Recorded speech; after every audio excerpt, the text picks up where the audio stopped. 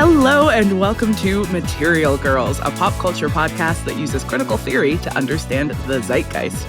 I'm Hannah McGregor. And I'm Marcelle Cosman. This week, we are traveling back in time to the year 2003. It was not a simpler time, but it was certainly a time when many of us believed that George W. Bush was the worst American president that we could imagine. The most incompetent. The most incompetent. The most morally reprehensible. Ooh. Hannah, before we get into our actual topic, I want to know, because in 2003, we would have been 19 years old. So I want to know, how did the 19-year-old you think about U.S. President George W. Bush and why? Now, 19-year-old Hannah was, I would say, political with a small p, but very disinterested in politics. Interesting. She had a lot of opinions. Yeah. But one of those opinions was, there's nothing we can do about the people in power and we shouldn't try. I think that I found global politics wildly overwhelming.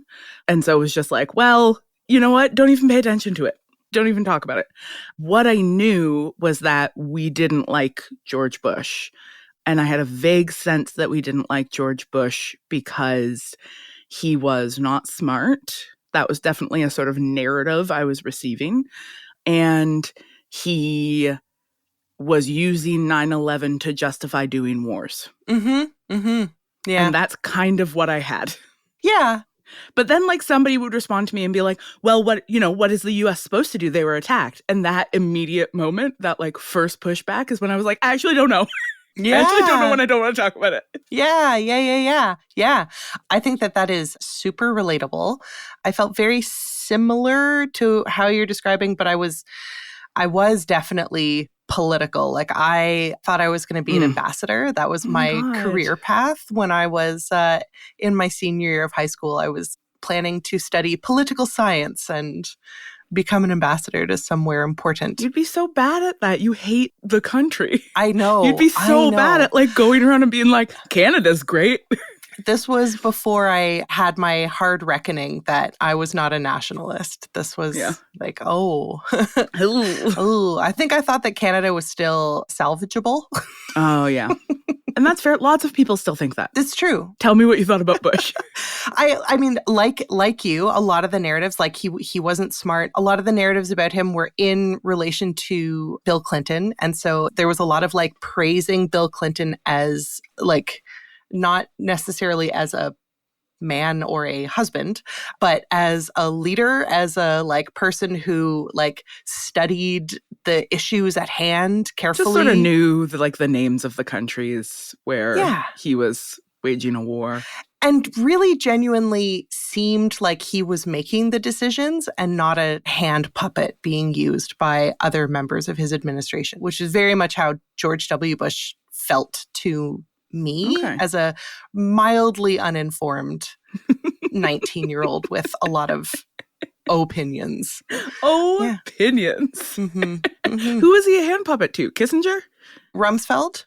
And Colin Powell and Condoleezza Rice. The one who shot somebody in the face when or he was was that out Dick Cheney? Hunting? Oh, that was Dick Cheney. That was Dick Cheney. Wow. So with this level of understanding of the American political landscape, I hope you feel in safe hands.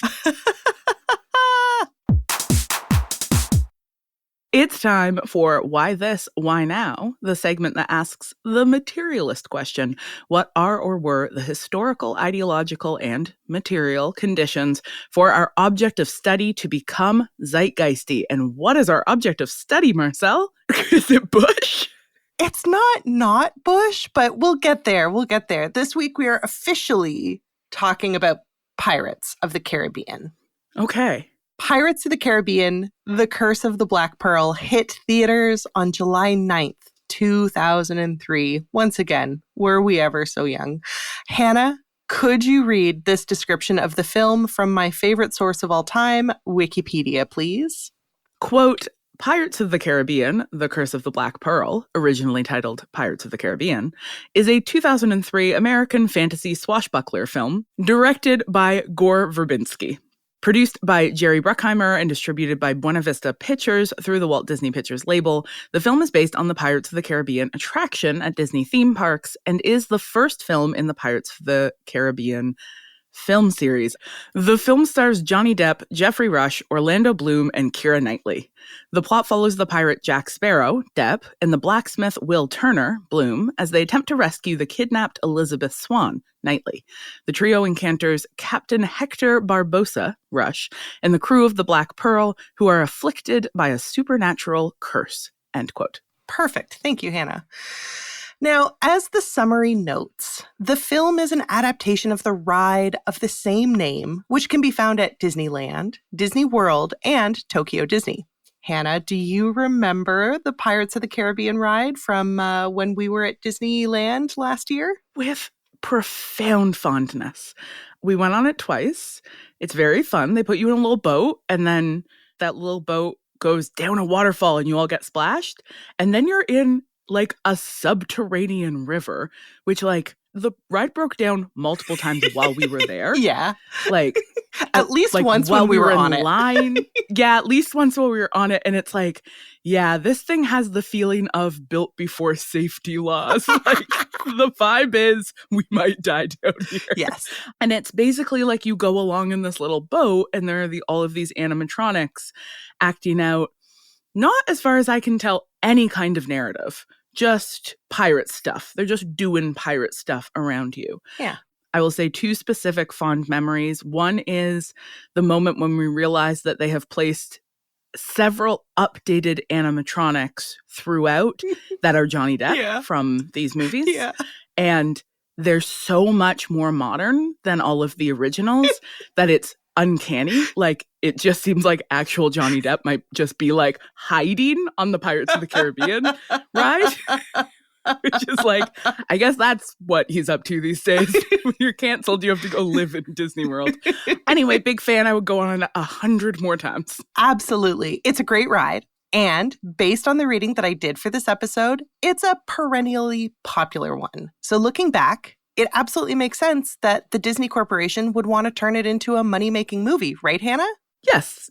Yeah. Wrong.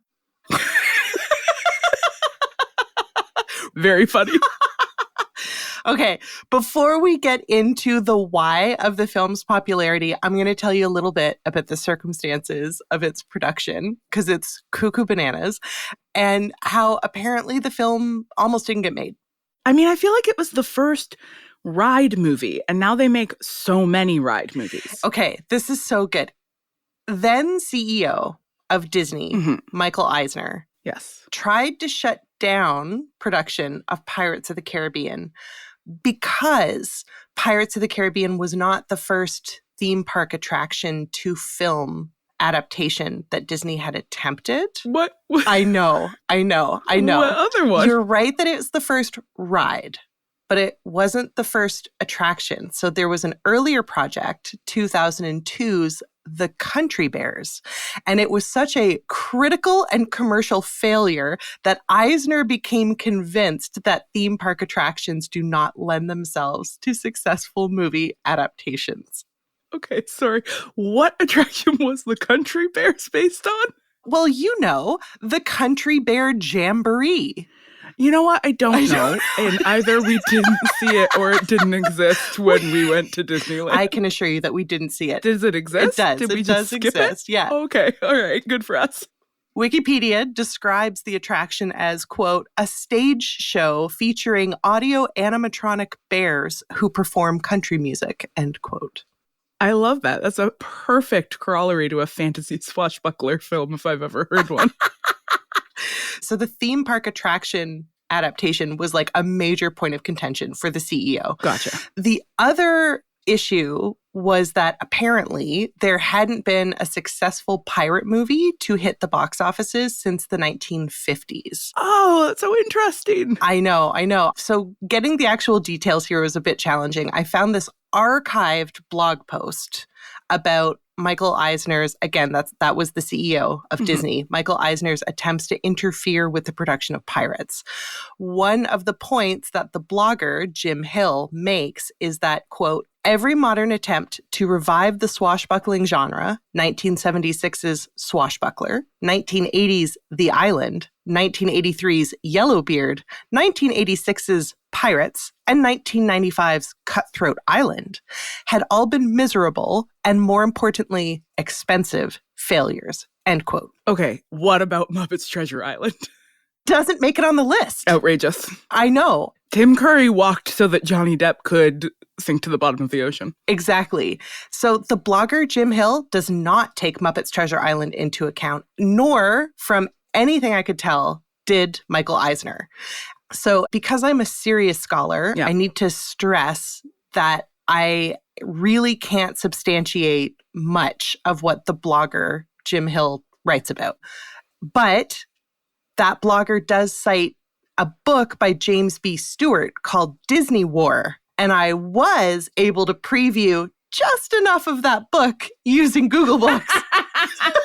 Scholarship. So none of the free preview pages that I was able to access mentioned the commercial unviability of pirate movies. But in the book, Stewart does write that Eisner did not like Johnny Depp's braided goatee or his gold-capped teeth, and that Eisner complained about the $150 million budget, and that Eisner was especially stressed about the title. So the author of the book, Stewart, claims that Eisner feared, quote, the key teenage demographic would assume the movie was for children, end quote, because of associations with the theme park ride. You know how, Hannah, you're always saying that movies are made for teenage boys, right? Yes. Yeah, exactly. And Michael Eisner was like, well, the teenage boys aren't going to want to see this movie because they're going to think it's for kids. Because this is a non-scary ride for 4-year-olds. That's right. So Stewart adds that Eisner insisted on giving the film a subtitle to distinguish it from the ride. So a subtitle that is in no way stuck with anybody. No, not at all. One of the comments that he makes in the book is that the font for the subtitle is so small that you can completely ignore it. So that subtitle, The Curse of the Black Pearl, was also a problem for the film's director, Gore Verbinski, because, quote, the Black Pearl was the name of the ship commanded by Barbossa and had nothing to do with the pirate's curse, end quote. God, do you think that it's fun being a white man who just can make people do stuff even though it doesn't make a lick of sense? It must be very satisfying and also infuriating when people don't just do what you want. Just do what I said. I know that it doesn't make sense. Just do what I said. So Eisner was wrong, right? The movie was a hit and everybody started liking pirates again. Absolutely. So to prove it, I will, because I'm a serious scholar, ask you to read another quotation from the Wikipedia page for Pirates of the Caribbean. Quote, despite low expectations, the film was a massive box office success. It grossed $654.3 million worldwide, making it the fourth highest grossing film of 2003. It received generally positive reviews from critics, and Depp won a Screen Actors Guild Award. He was also nominated for his performance at the Academy Awards, BAFTAs, and Golden Globes. Pirates of the Caribbean was also nominated for additional Academy Awards and BAFTAs. End quote. Yeah. So clearly, huge commercial success and positive critical reception. And while a different podcast might insist that Johnny Depp's eyeliner and braided goatee are to thank, I think something more complicated was happening with the movie-going audiences in the year 2003. Oh, 2003. What could possibly have been distressing enough to drive millions of people to a fantasy swashbuckler film, Marcelle? Well, surprise! There was a reason I started us off by talking about how much George W. Bush sucked. Yeah, I was just about to be like, what does any of this have to do with Bush? We are at the point in the script when we are going to pivot to talking about the War on Terror, and in particular, the U.S. invasion of Iraq. Because when Pirates came out in the summer of 2003, it was becoming increasingly clear that the U.S. government had been exploiting the American people's trauma from the September 11th terrorist attacks to engage in neo-imperialist military operations with impunity. Let's talk through this timeline here, because this is a historical period that I mostly understand in broad strokes. So before the invasion of Iraq, there was the war in Afghanistan, which Canada participated in, right? Yes, exactly. So the U.S. military launched an invasion of Afghanistan on October 7th, 2001. And so that's less than 1 month after the September 11th terrorist attacks. Yeah. According to the Canadian government's Veterans Affairs website, great, over 40,000 Canadians served in Afghanistan over a period of 12 years. It was the largest deployment of Canadian troops since World War II and the longest military operation in Canada's history. Oh, wow. I did not know that. Yeah, so me neither. Wow, bad for us. Yeah, Canada absolutely. Bad job, Canada. Absolutely allied with the United States when it came to going to war with Afghanistan. Yeah. And how was that being perceived? We know Canada was clearly pro that war. Mm-hmm. How was that being perceived on the international stage? So, unsurprisingly, complicated.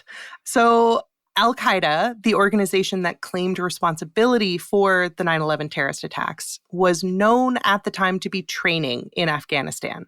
That government website that I just quoted describes Afghanistan as having provided Al-Qaeda with sanctuary and states, quote, the Afghan government refused to extradite bin Laden and his militants, end quote. So there were criticisms of the war, to be sure, but as Canadian writer Ronald Wright explains, many world leaders saw the war in Afghanistan as, quote, legitimate or at least tolerable, end quote. Okay. But how does that then become a war on Iraq? That is a perfectly legitimate question that didn't have answers then, and it doesn't have answers now. This is where things get, for me at least, a little bit hard to believe, so I want us to talk about it. Okay. The U.S. began its military invasion of Iraq on March 20th, 2003. It's about a year and a half after 9/11. Okay. Hannah, what do you remember from that period about the rationale of the invasion? I remember it primarily sort of the pro-American imperialism narrative. Like, this was an era of deep Islamophobia, of a lot of like seemingly serious intellectuals genuinely saying that Islam as a religion was a threat to the world order. I started my undergraduate in 2004, and we definitely read stuff about like clashes of world understandings, like world civilizations with fundamentally different views of the world. And this idea that like Islam was inherently associated with terrorism, misogyny, the refusal of democracy, and that it was the US's obligation as like the scion of democracy to be present in the Middle East in order to stop the rise of an international terrorist regime? Question mark, question mark, question mark. Okay, that's what I remember the rationale being. Yeah. People who were like, no, this needs to happen. Or the terrorists will win. Totally. Yeah. And the Middle East and all Muslim people being collapsed into terrorism as a perceived threat. I remember that being a sort of major part of the public conversation. Yeah, I think that lines up with what I remember too. The only other things that I would add are like, there were also conversations about how like George W. Bush was supposedly doing this for his dad because George H.W. Bush couldn't depose Saddam Hussein during the first Gulf War. So George W. Bush was finishing the job. That's Freudian. That's a real Freudian explanation for a war. These were wild conversations to have been having at the time. Yeah. So like the other two things that come to mind are like, I think the war in Iraq was my first encounter with what I now understand to be a very common thing, which is the US infiltrating a country and choosing somebody that they will support militarily and providing them with a lot of weapons in order to destabilize the actual government in that place, which is like the thing that the U.S. has done countless all times. Over the world, countless times. Yeah. And then turning around and being like, oh, these guys we gave all the guns to are running the country now, so I guess we have to do a war. Like, which again was something that like when I was young, like 19, seemed like a conspiracy theory. Yeah, totally. particularly because, like, that was not what mainstream media was saying. Like, mainstream media was like, no, sorry, you just have to do it. And the other thing I was sort of starting to become aware of was resource extraction. Yes. And, like, to what degree is the U.S. just trying to control oil? Absolutely. As a note, people who are interested in this conversation about, like, the Gulf War and its relationship to American imperialism and oil extraction, you should listen to our Barbie episode. Yeah. Surprisingly, not about the movie. No, about the doll. Mostly what I remember about the invasion of Iraq was a general consensus that the stated reasons were bullshit. Like, that there were no weapons of mass destruction and everybody knew it. Oh, God, that's what they were saying. I forgot about that. Yeah. The WMD discourse was infuriating. One of the authors I drew from for this episode is British expat Canadian citizen Ronald Wright. He's the person who we quoted from earlier. I'm drawing from his book, What is America?, which came out in 2008. Hannah, could you do me a favor and read this next quotation from his book, please? Quote, "The war against Iraq in the spring of 2003 had no such legitimacy." That's a callback to Afghanistan. Cool. None of the September 11th terrorists was an Iraqi, nor was there any evidence that al-Qaeda ever had ties to Saddam Hussein's regime. There was no evidence that Iraq still held weapons of mass destruction, a shorthand cliche for nuclear chemical weapons in the wrong hands. As recently as February 2001, General Colin Powell had said that the sanctions applied since the Gulf War against Saddam Hussein, quote, of Powell, have worked. He has not developed any significant capability with respect to weapons of mass destruction, end quote of Colin Powell, continue quote of Ronald Wright. 2 years later, at a televised meeting of the United Nations, Powell, then Secretary of State, was obliged to argue exactly the opposite. He did not make his case. The best evidence he presented was weak. The worst was already known to be false, end quote. Yeah, so that quote from Ronald Wright really sums up what I remember feeling at the time, even as like barely out of high school, taking my intro to political science courses, like knowing very, very little. While the U.S. had no legitimate reason for invading Iraq, it did have unambiguously imperial reasons. I've got one last quote from Ronald Wright that I would love for you to read for me, please. Quote, Alan Greenspan, the head banker of the United States government throughout most of Bush's tenure, recently, in 2007, confirmed what the evidence suggested in 2003. The Iraq War, Greenspan said, was largely about oil. In short, a cabal of weapons dealers and oil profiteers who came to power in the world's mightiest nation by dubious means took advantage of the September 11th attacks to start an unrelenting war they had been wanting to wage for years, end quote. God, sorry, it's just depressing because it keeps happening. So this isn't controversial anymore, right? Like, this is sort of now what we all know to have been true at the time, that it was about oil. Mm-hmm. Yeah, absolutely. Absolutely. In my research, the invasion of Iraq started on March 20th. The oil fields were secured on March 21st. Oh, cool. So they weren't being subtle. They weren't being subtle at all. There's like this one sort of apocryphal story about how the operation was initially titled Operation Iraqi Liberation, but then they changed the name because that acronym spells oil. I can't. The world's too stupid. I know. all of it, just the whole thing. It's a lot. Okay. I feel like we could spend, frankly, a whole podcast talking about the war on terror. I don't mean an episode, I mean an entire series. So, to stay on track, what does the U.S. invasion of Iraq have to do with Pirates of the Caribbean? Oh, such a good question, Hannah. I know. I mean, this could have been a really fun episode, and instead, it's going in the classic bummer category for sure. So we already talked about how Pirates was not a guaranteed success, right? Like previous pirate movies had failed at the box office. Previous theme park attraction adaptations about bears had failed at the box office.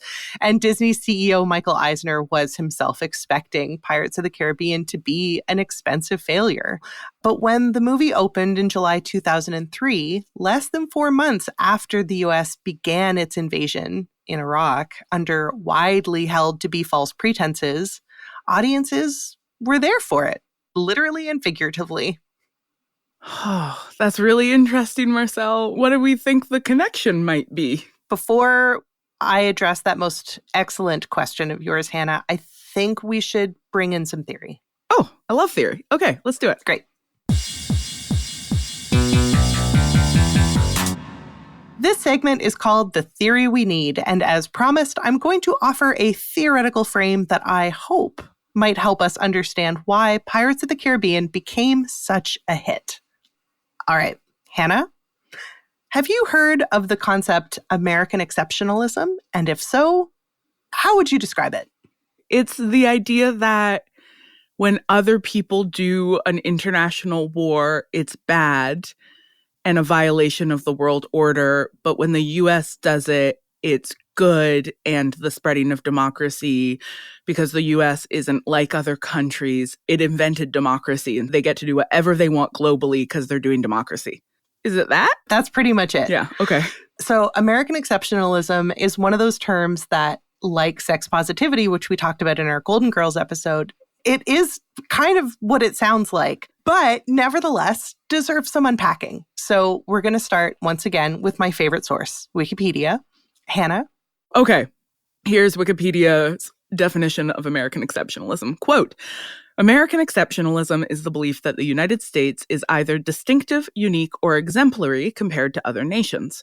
Proponents argue that the values, political system, and historical development of the U.S. are unique in human history, often with the implication that it is both destined and entitled to play a distinct and positive role on the world stage, end quote. Perfect. Thank you. So we're not going to debate the terms contested origins, whether it was Alexa de Tocqueville or Stalin, nor are we going to nitpick its nuances. We simply don't have time. American exceptionalism is simply a concept that is useful to explain why, at the level of global politics, the U.S. behaves as though it's above the rules. Often, the very rules that previous American world leaders helped establish in the first place. Yeah. So the term is used by academics and politicians, and it can have either negative or positive connotations depending on who is leveraging it, right? So I found a very useful, if headache-imposing article on American exceptionalism published by the Stanford Law Review in 2003. So this was published in May 2003. So this is like a fresh response to the war in Iraq. And the author is Harold Hongju Ko, who is a legal scholar, and he would go on to become the legal advisor of the United States Department of State under the Obama administration. Hannah, could you please read for us how Ko describes American exceptionalism? Quote, I prefer to distinguish among four somewhat different faces of American exceptionalism, which I call, in order of ascending opprobrium. That's sort of increasing levels of disapproval. Yeah. Is that what ascending opprobrium is? Yeah. Okay. In order of ascending opprobrium, distinctive rights, different labels, the flying buttress mentality, and double standards. In my view, the fourth face, double standards, presents the most dangerous and destructive form of American exceptionalism. End quote. Okay, but will you tell us what the flying buttress mentality is?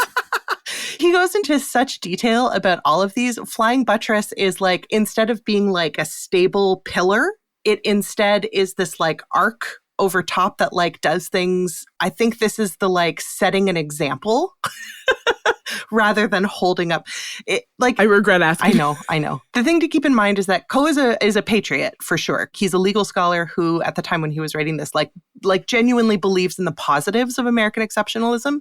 Much of the paper is about how the dangerous part, the double standards, is actually undermining the U.S.'s ability to be that beacon of democracy in the world. So I've been listening to enough American legal podcasts lately that I can tell when somebody's horny for the Constitution. He is horny for the Constitution. This guy's horny for the Constitution. Yeah.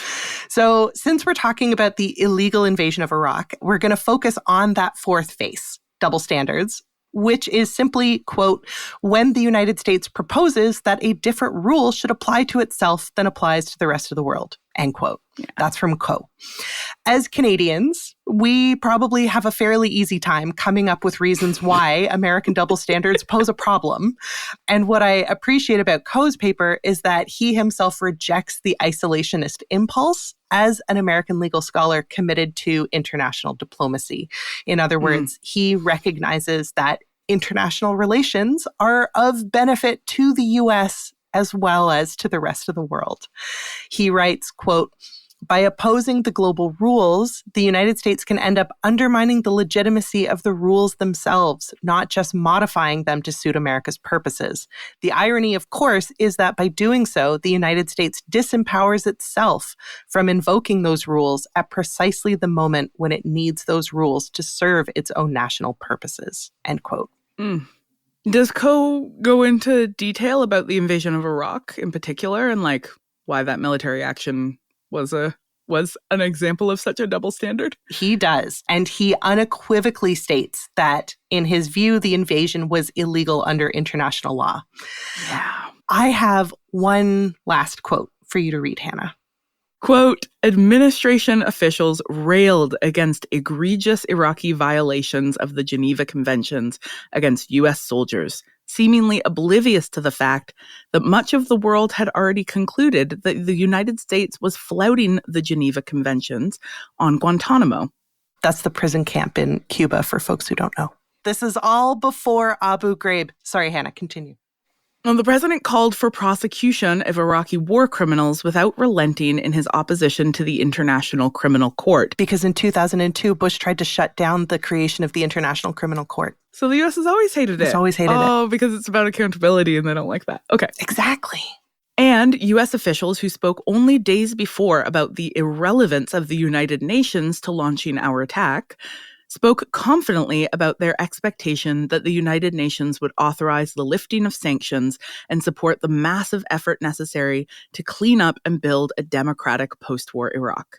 In a remarkably brief time, the war against Iraq has turned into a new global debate about American exceptionalism, end quote. Thank you. Thank you. So what I want to highlight from that quotation is the way that U.S. officials deliberately framed the UN as irrelevant when it came to the decision to invade Iraq. This was... It's like they're a tool that we can use when we want to do something, Precisely. But they don't get to tell us what to do. Exactly. So this was an egregious dismissal of international law. Coe explains that, quote, "At the dawn of the post-Cold War era, the international law rules for using force seemed pretty clear. One state could lawfully breach another's territorial sovereignty only if one or more of three conditions were obtained: response to aggression, self-defense, or an explicit UN Security Council resolution," end quote. So preemptive self-defense, which the U.S. continually called for in its rationale for invading Iraq, was not in and of itself a legitimate reason to invade another country. Yeah. Okay. So in 2003, the U.S. wanted to invade Iraq under the pretense of self-defense. They wanted that to be like a legitimate excuse. Mm-hmm. But since there was no evidence that Iraq had in any way participated in the September 11th terrorist attacks, the American government couldn't justify it under existing international law, right? They couldn't be like, we're doing self-defense or responding to aggression. That's right. So it makes up this new category, preemptive self-defense. Like we think maybe they might in the future do terrorism. Exactly. We have to do war first. That's right. Before they have a chance. And also we actually don't need the UN's approval anyway. What's the UN going to do? That's exactly it. Yes. And so I don't want to give the impression, I don't think folks will have this impression, but just to say the quiet part out loud, I don't want to give the impression that Coe was alone in calling this invasion illegal. Like many Americans protested the war at the time. And, you know, scholars like Noam Chomsky and Judith Butler not only condemned that military action, but also continued to theorize and write about how and why American exceptionalism made that invasion possible. In frames of war, for example, Butler argues, quote, "Nationalism in the U.S. has, of course, been heightened since the attacks of 9/11, but let us remember that this is a country that extends its jurisdiction beyond its own borders, that suspends its constitutional obligations within those borders, and that understands itself as exempt from any number of international agreements. It jealously guards its right to sovereign self-protection while making righteous incursions into other sovereignties. End quote. This is the version of imperialism that the U.S. is doing, That's right? right. That, like, post-World War II, with the creation of the UN, you can't just go take countries over anymore. That's right. That's not allowed anymore. And so the U.S. stepping into the position of, like, the head of Western imperialism has to find different tactics for doing its imperialism. Exactly. Yes. Do countries ever do imperialism for not their own best interests? Like, no. No. Imperialism is about making the center of the empire wealthier. Yeah, exactly. By extracting value from places where you dehumanize the population in order to justify harming them in order to make your own citizens wealthier. Exactly. And I think that given the close ties that Canada and the United States have and have had, for our lifetimes and our parents' lifetimes, it makes sense that Canadians would buy into the same impulses to do international puppeteering in order to build the kind of world that is good for us, right? And, we had our own narratives, and they look different in Canada because our national narratives are different. But, like, we were absolutely complicit in this imperialist project. In fact, continue to be. Indeed. Okay, so, Marcelle, I'm sensing the end of this segment drawing near. So, what do they have to do with each other? There are two sides to this episode. There's, like, the Pirates of the Caribbean side, and then there's the war and terror side. Lucky for you, this is the part where they go, ka-ting! So, if we think about the trajectory of the movie, right? If we think about the plot, we have Will Turner, who is the hero. He hates pirates, and he joins forces with an infamous pirate in order to rescue the governor's daughter, Elizabeth Swann, who he also happens to be in love with. But, that's beside the point. There's this scene where Will actually loses his temper with the governor and Commodore Norrington, the, like, naval officer in charge of the fleet, because these two, when it comes to rescuing Elizabeth, they're being so, like, slow and reasoned. And so Will slams his hand down on the desk and he's like, "We've got to act," or something like that. So this moment for me was like, oh, this is what was satisfying for the audience. So whether it was subconscious or not, I think that moviegoers the summer of 2003 were drawn to this narrative that applauded and centered itself around this bold and rash and specifically extra legal behavior because it was for a good cause. You got to do what needs to be done. You got to do it. You can't follow the rules. Sometimes you can't follow the rules, people. You got to act.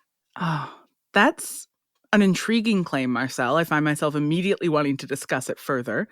But before I do that, I would appreciate it if you would phrase it in the form of a thesis. Well, I can do that. Okay, Marcelle, I'm ready. Thesis, please. American exceptionalism is a long-standing and pervasive ideology. Like all ideologies, it is expressed and circulated through discourse.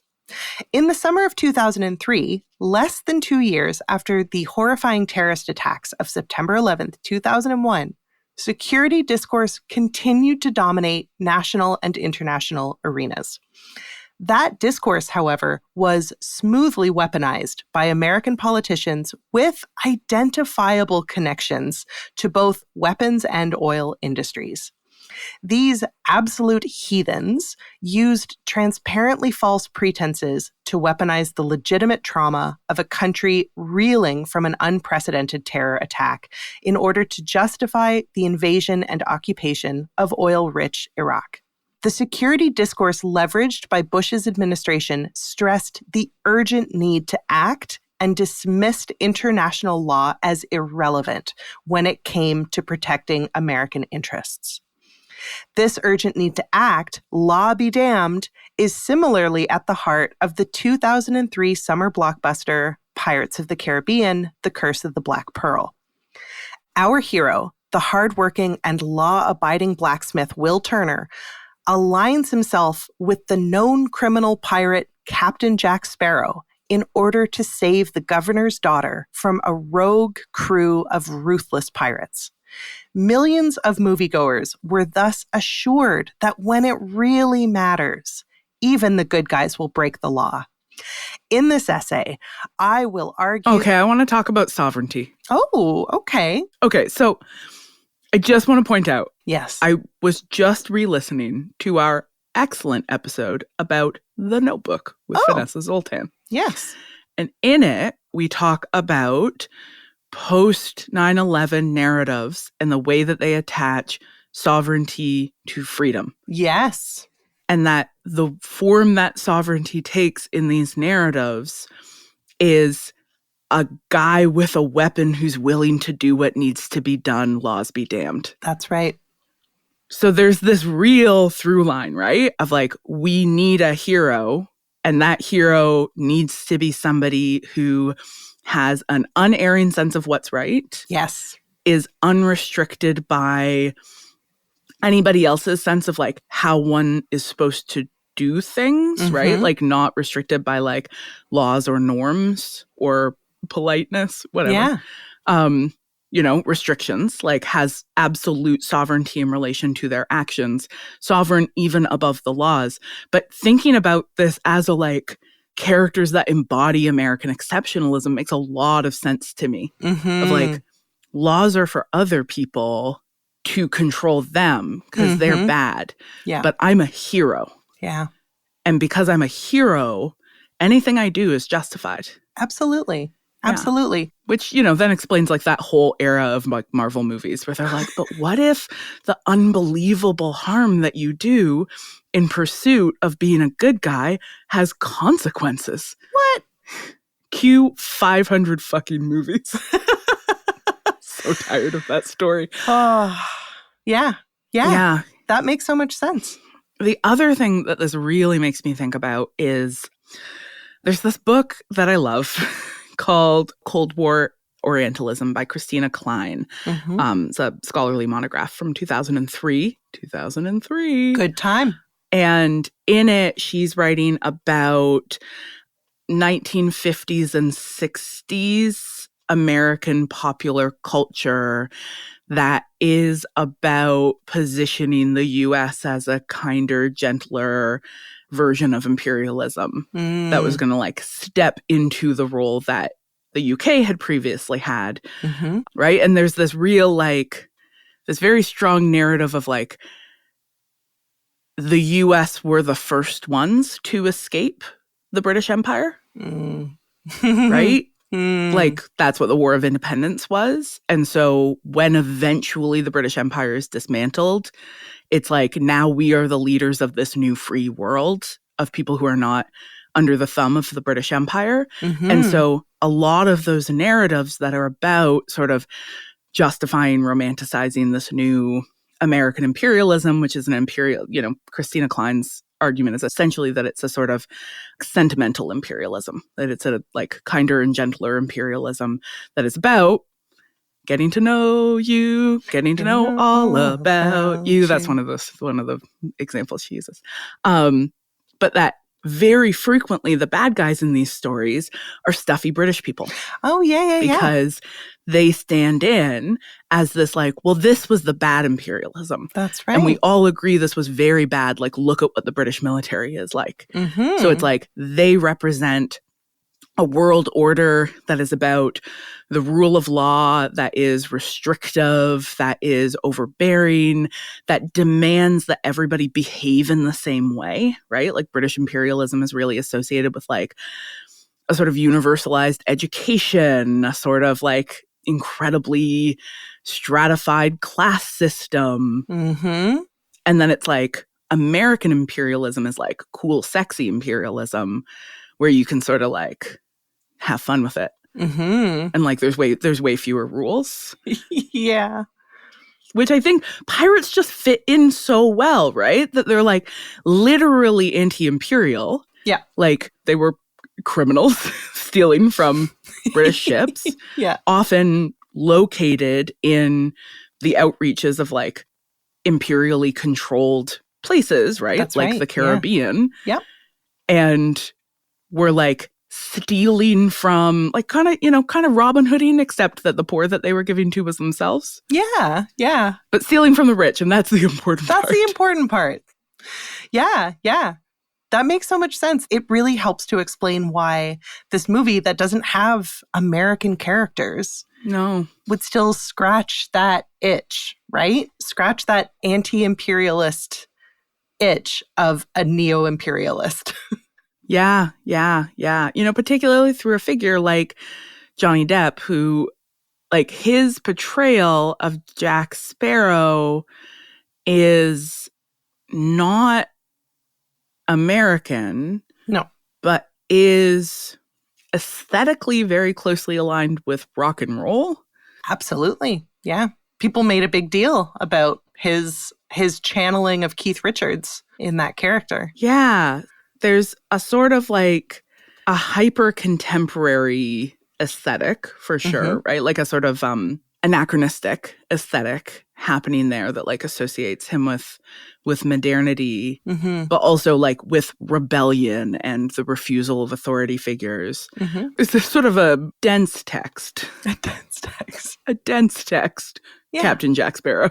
Yeah, I think we can similarly think about Elizabeth Swann. She is kidnapped, but not because she is a damsel in distress. She's kidnapped because she is interested in pirates. She's drawn to this anti-imperial lifestyle, even though she's grown up with all the privileges of British imperialism, right? Because it's freedom. Like piracy equals freedom in the imagination of this movie. And I think in the imagination of like most movies that follow in the like heyday of the pirate swashbuckling story that followed this game changer of a blockbuster.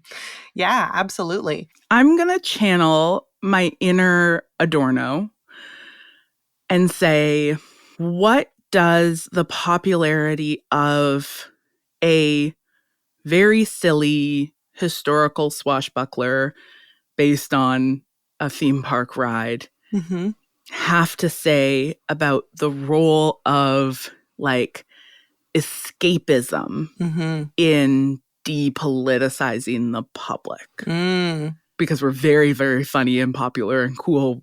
We wore Adorno shirts to Disneyland. Yeah. But that's because Adorno is sort of often probably... There's no textual evidence for it. No textual evidence he said this, but he's often quoted as saying that Walt Disney was the most dangerous man in America, by which he meant that, like, the most dangerous way that American imperial and capitalist ideology was reinforcing itself was through popular culture. Yeah.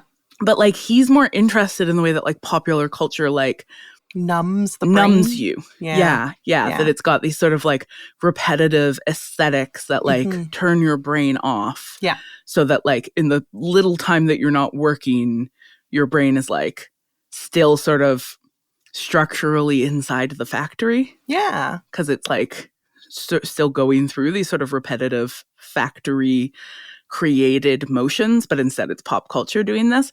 But, like, we're not just talking about the blockbuster in general, right? We're talking about, like, the particular discourse at work in a particular blockbuster. I can't help but think back to what you identified earlier, Hannah, about, like, the second that you got some pushback about why the invasion of Iraq was bad or wrong, it was like, it's too much. It's too much. Yeah. And I think that too muchness is where the blockbuster like fits in, because the movie isn't about America, right? It's not about America. It's not about Americans. It's not about like reductive stereotypes of brown men. So it can be escapist, right? You don't feel like you're like inside the world that you're trying to get out of. Exactly. And so irrespective of your particular position on American imperialism, you can sit in this movie theater and be instructed at a subtextual level that laws are useless and sometimes you have to act. And so I think whether that's a like America needs to act and the international laws are useless narrative, or a like revolutionary narrative that sometimes you have to break the law in order to, lead a revolution or whatever. Yeah. Like, it's the same impulse. Laws are not inherently just, and That's laws right. are not neutral. Like, laws were made by somebody who has certain interests in mind, right? So, like, it can be true. I'm going back to Coe and his, like, multiple levels of American exceptionalism right now. That, like, you can think about this narrative working simultaneously to say that there is value in rejecting an imperial order that believes that it can tell people exactly how to act based on the exertion of power. Yeah. And that rejecting laws is vital to the Revolutionary era. That's Absolutely. the whole thing that's happening in the Revolutionary era. And at the same time, that's being used as like, well, we became free by rejecting laws. So even though the world order now depends on this kind of legal structure, this structure of like an international legal system, well, we got free by breaking laws. So breaking laws is just what we do. Like, we can just keep breaking laws. Yeah. You can't break laws, though. No, not you. Not you. But me. So then I think, to go back to Adorno, I think the problem with the blockbuster Pirates of the Caribbean is that because of the simplicity of its core narrative, it doesn't give us any additional information to help us think through the ramifications of breaking laws. When is it justifiable? How do we question the figures that have seized authority from the people who previously held authority? His thing about pop culture was that it was too easy. Yeah. And if you don't have to think about it, then it doesn't help you to develop your own capacity to think critically about the systems that we are entangled in. It, in fact, rewards simplification and movement away from complexity by associating that with like the good feeling of watching a fun, entertaining movie. And it is fun and entertaining. Yeah. It's like, I'm having a conversation with somebody and they're, I get scared as soon as the conversation gets politically complex. Then it's like, oh, let's just go somewhere where nobody's going to ask the follow-up question. Yeah. Right? And that's like this kind of world that Pirates of the Caribbean is creating is like, you don't have to ask the follow-up question. You don't have to like move further into complexity. It's like, let's just smooth out all of the rough edges of global politics and just be like, listen, being a pirate's better because their clothes are cooler. That's right. Okay, Marcelle, I've got to ask. I was going to rewatch this movie for this episode, but then I didn't. And then, like, good thing you didn't need to. Barely talked about it. Did you rewatch it for this episode? I did. Okay, tell me how it aged. You know what? Not bad. Not bad. As far as movies made 20 plus years ago, not terrible. I will say that I found it more boring. Oh. I think that says a lot about the way that my brain has become attuned to constant action and constant stimulation. Because the world's gotten even worse, and so the blockbusters seem to be even more numbing. Yes. And so I think that like a lot of this, the swashbucklingness was like, okay, all right, you guys. Okay, come on. This is how I feel about 40X, the new revolution in movie going. It only exists in like a handful of major American cities. Oh, no. But it's like a movie going experience where you're also kind of on a ride. Oh my God. So like your chair like tips and moves back and forth and forward and backwards, and you get sprayed by water and bumped and like it's, but they talk a lot about like the pleasure of watching somebody who's there for the first time, not realizing that they shouldn't have gotten popcorn. Oh. Because the first time that a major bounce happens, everybody's popcorn goes everywhere.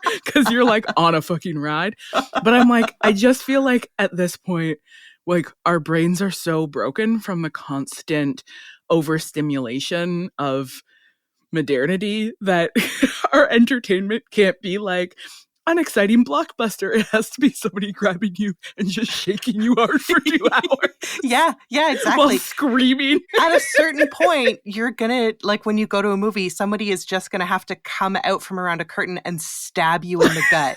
Like, oh, you came to see a pirate movie? And you're like, ooh, immersive. This blade is immersed in my gut.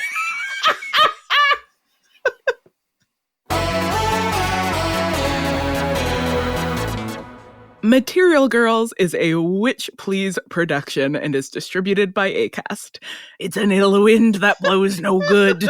So drop your anchor at witchplease.ca and avail yourselves, me hearties, of transcripts, reading lists, and merch. And if you don't know the ropes, spend some time with our other shows, Gender Playground, a podcast about gender-affirming care for kids, and Making Worlds, a video podcast about sci-fi, fantasy, and the radical power of imagining otherwise. I recommend the episode with Hope Rehack about Our Flag Means Death. Are you on the hunt for a treasure trove of content? Go to ohwitchplease.substack.com, where you'll find our excellent newsletter, now available on parchment. Or drop by patreon.com/ohwitchplease for a pirate's hoard of bonus content that's probably for sure not cursed. Speaking of cursed, we're on Instagram and Threads at ohwitchplease for now, and on TikTok at ohwitchpleasepod for now. And by the way, if you're trying to find some of our older episodes of, say, an older podcast called Witch Please, head over to ohwitchplease.ca and you'll find a list of all of our episodes where it's easy to access. Woo! Our show is produced by Captain Hannah Rehack, aka Coach. Thanks to the whole Witch Please Productions crew. Bosun Gabby Iori, Buccaneer Zoe Mix, First Mate Malika Gumpankum, and Master Gunner Ruth Ormiston. And of course, thanks as always to Auto Syndicate for the use of our theme song, Shopping Mall. At the end of every episode, we will thank all of our new Patreon crew and every member who has boosted their tier. Thanks for sailing with us instead of jumping ship. Our enormous gratitude goes out to Dawn C. and Jackson G. Thanks, me hearties. We'll be back soon with a whole new episode. But until then, later, Will Turners.